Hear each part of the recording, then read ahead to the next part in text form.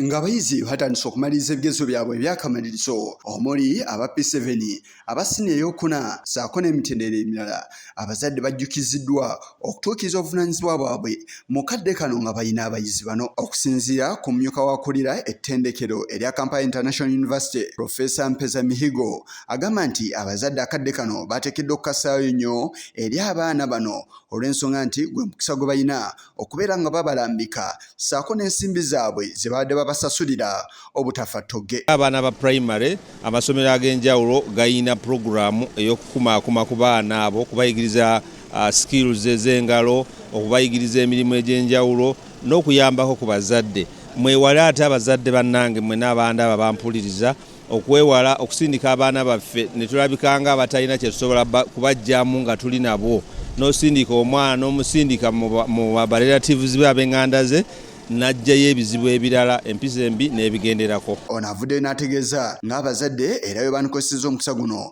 okukuza abaana baabwe mu ddiini era n'okubaako emirimu egy'enjawulo gye basobola obayigiriza. Mu Novemba bano bamaze P7 tanaba na kutuuka wakati ate aba senior 4 ne senior 6 munoonye we mutwala abaana nga basobola okuyiga ebintu eby'enjawulo. Nja kubawa ekyogezako kati nga ku ssomero amasomero aga primary osangamu programs ez'eddiini nga batwala abaana ne babakuumira eyo ne bayiga ebintu bingi eby'okukola.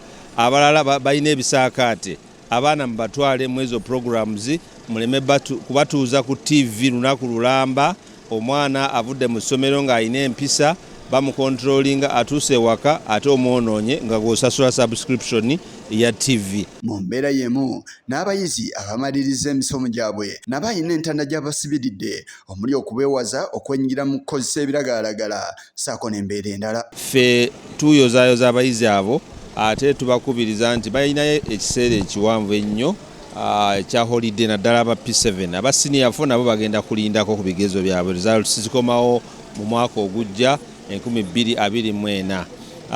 Mbakubiriza mwekuume kubanga nga bwe tumanyi ebiwooma biri mu maaso.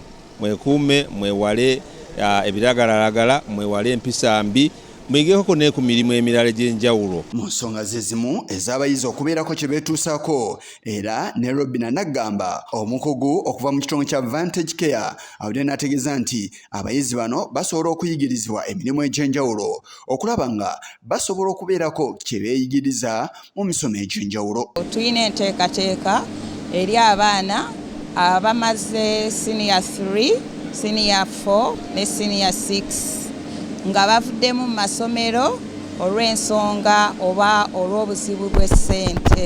Tulina enteekateeka mu kitongole kyaffe tusobola obba traininga okubudaabuda abalwadde ne tubayigiriza okuvuga.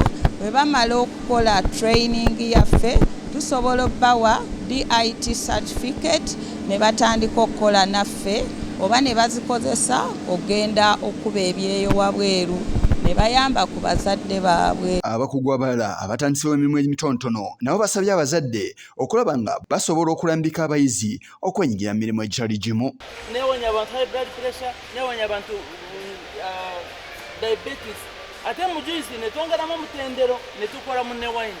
Kyovula tuli wano mu science and innovation kubanga tukwata ekintu abantu bakirowooza ebyo hibiscus balinga tebabifaako nga babifumbira abaana balwadde.